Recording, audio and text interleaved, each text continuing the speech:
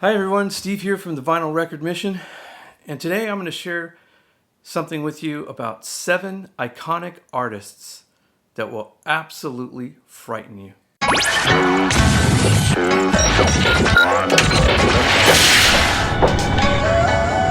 two favorite guys, Ryan and Steve from the Vinyl Record Mission. So I chose these 7 artists because I have records from them in my collection, and they are artists that I love very much and I enjoy listening to. But when I found out what I found out about them, it was kind of scary, in a good way and a bad way, actually. I'm going to show you the artists and the records that I have from these artists, and then at the end I'll let you know what is so frightening about all of these artists that they all have in common. So first we'll start with the great Johnny Marr. And of course we all know Johnny Marr for The Smiths, of course. This is one of my favorite albums from them. But I will say that this is probably my most favorite Smiths album, only because it's just filled with amazing hits. I mean, everything on this album is iconic, and it was a very, very impressionable time of my life, and this music really, really came in handy for me. It doesn't really get much better than this. I mean, The Queen is Dead, frankly, Mr. Shankly. I know it's over, that famous line, I can feel the soil falling over my head, just so poignant. Never Had No One Ever, Cemetery Gates, Big Mouth Strikes Again, The Boy with the Thorn in His Side, There's a Light That Never Goes Out. That was a very impactful song for me when I was living on my own at 18 years old, going through a difficult time. And Some Girls Are Bigger Than Others. So, I mean, just iconic. And Johnny Marr didn't stop there. I mean, he was a member of the Modest Mouse, The Pretenders, and the Cribs. He was also a heavy session guy for bands like the Talking Heads, Brian Ferry, Hans Zimmer, the Pet Shop Boys, and Christy McCall. So he was just so prolific in the industry and is known as one of the most innovative guitar players of that time period. The next artist that I want to talk about is, yes, the amazing Adam Ad Rock Horowitz you all know him from the Beastie Boys. And this is, of course, probably one of the albums with the most widely recognized songs on it. And for that, I do love it. But my favorite albums from the Beastie Boys happen to be a couple of very, very difficult to find albums. And the first one is The In Sound from Way Out. This is an original press on the yellow vinyl. And I found this, believe it or not, at the new record store in South Pasadena, Sibling. And I actually traded some records for that. And this next one that I'm about to show you, which is An Exciting Evening with Shadrach, Meshach, and Abednego. And this says 12-inch single, but it's got like 6 songs on it, or 7 songs. It's an amazing record.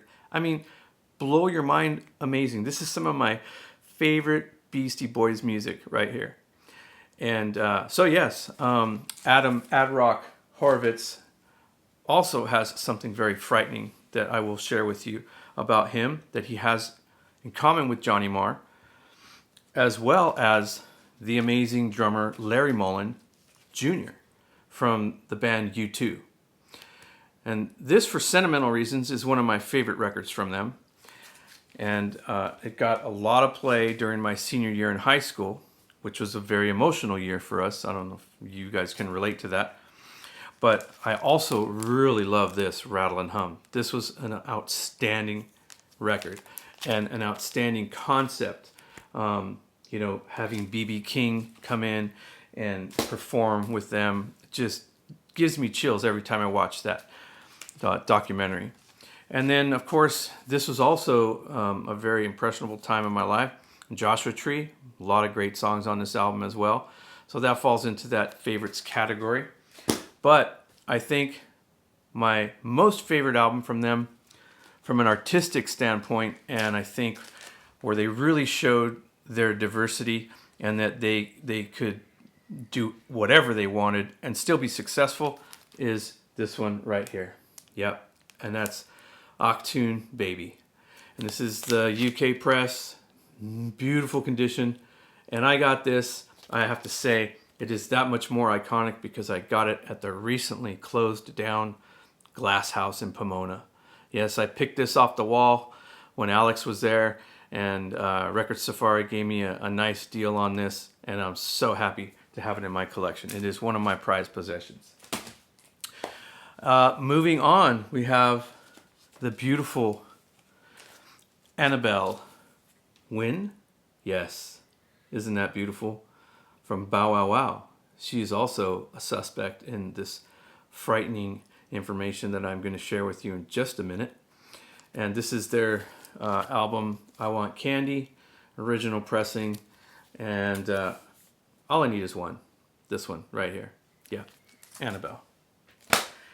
And then moving on, there's a few jazz artists that have this frightening thing in common. And Booker Ervin is one of them. An amazing saxophone player that spent most of his time with Charles Mingus, and unfortunately died very, very young at 39 from kidney disease that he was not able to control.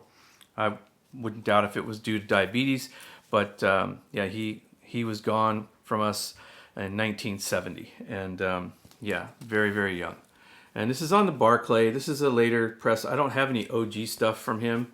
I've never really come across much of it in the wild, so but nevertheless, he's a great saxophone player. This one I do have some OG stuff from, and this is the great tenor saxophone Illinois Jacquet. And this is the self-titled album on Epic. This was a promotional copy here, and it's a beautiful mint condition on that Epic label, early Epic label. This is recorded in 1963 right here. And I'm going to tell you something about this Illinois Jacquet, which a lot of people, have been known to pass up. But listen to the personnel who he's keeping company with. These are the guys that played with him. Roy Eldridge, you've got Illinois Jacquet, of course, on tenor. And then you've got Kenny Burrell playing guitar on here. Jimmy Rouser on bass. You've got Charlie Davis. You've also got George DeVivier playing bass on some of these. Barry Galbraith on guitar. Philly Joe Jones on drums. Gosh, who else is on here? Let me see. Kenny Burrell. Cecil Payne playing baritone on some of these songs. Roy Eldridge, I think I mentioned, on trumpet. But man, how do you not get good music when those guys are, on the tape? It's just impossible. So this is a really, really great record that I'm really happy to have. I listen to it regularly. And I also have this from him too, from 1968. This is Bottoms Up. This is a Prestige release. And also Barry Harris, Ben Tucker, and Alan Dawson. There's some cats that you don't hear about too often. But this, nonetheless, is an amazing record to listen to. And lastly, I've got the queen of them all here. Yep, and that's Ethel Waters. This 78 was pressed in 1947, and I think the first issue of this might have been on Columbia, which is like from 1933. But this is Careless Love on one side, and then you've got Blues in My Heart on the other. I'm a big 78 collector, if you guys don't already know. I've got the right equipment to play these on, and they are amazing. They sound so cool. It's just history on a platter. Music history is probably the number one reason that I do this. And the second reason is the music, because it's amazing. You can hear the history in our music, and that's why I collect 78s wherever I go. People pass them up all the time for two reasons. Most of the music on them is crap, but if you know what you're looking for and you study them long enough, you can bring home some real jewels. And I've got a collection full of amazing 78s, early jazz, early blues, early rock and roll, hillbilly music, you name it. It's in my collection. And I've got a 1924 Victor upright credenza, fully automatic wind-up Victrola that does not use electricity, has a wooden horn for a speaker, and it's just amazing to hear music come out of this thing without any electricity. It boggles your mind even further. And so those artists that I just shared with you all have one thing in common. And guess what? They have that one thing in common with me. Yes. We were all born on October 31st. Yes, in different years. So these are all Halloween babies.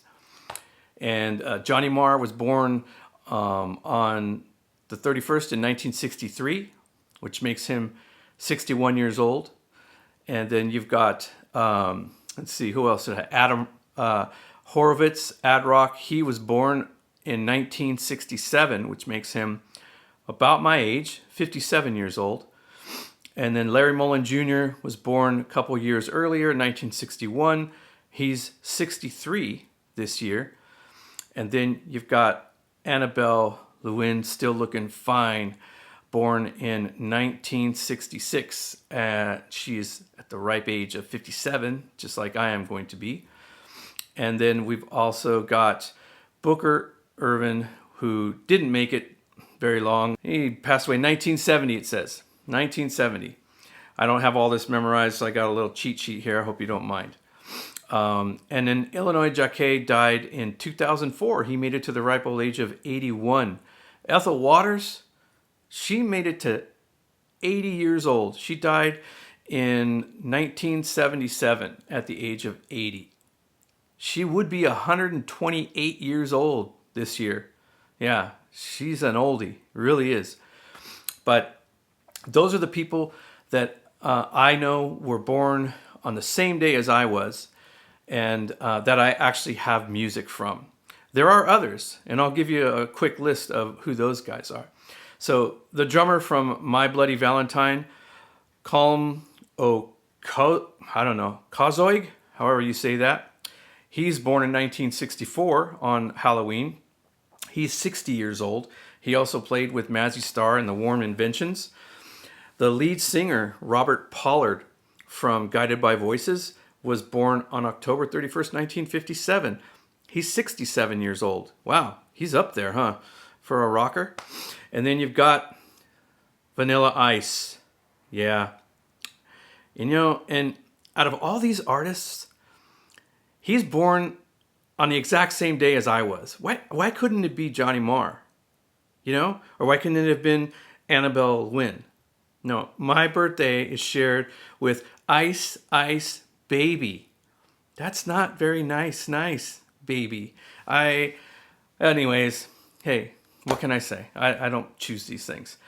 The drummer from Motorhead, Mickey D, born on 10/31/1963, is now 61 years old. And Napalm Death guitarist Mitch Harris was born on 10/31/1969. He is 55. And he was also formerly in a band called Defecation. Yeah, I heard they were the shit. Sorry about that. So those are some other folks that were born on this spooky day. And for all you mothers that had to endure a child being squeezed out of your on such a scary day, my apologies. I apologize to my mom every year. But I will say this. The nurses were nice enough to bring her a little pumpkin cupcake when I was born, in celebration of me being born on that spooky day. Very few of these artists have passed away. There's only 3 of them that are no longer with us, and it's, they died, one of them prematurely. The other 2 lived a pretty, average, long life and doing what they love doing. So thanks again for joining us on another episode of the Vinyl Record Mission. We'll either see you at the next dig or on the next video. Take care now. Boo! If you haven't, make sure you hit like and subscribe to the Vinyl Record Mission so that way you don't miss out on any future content. More videos coming your way.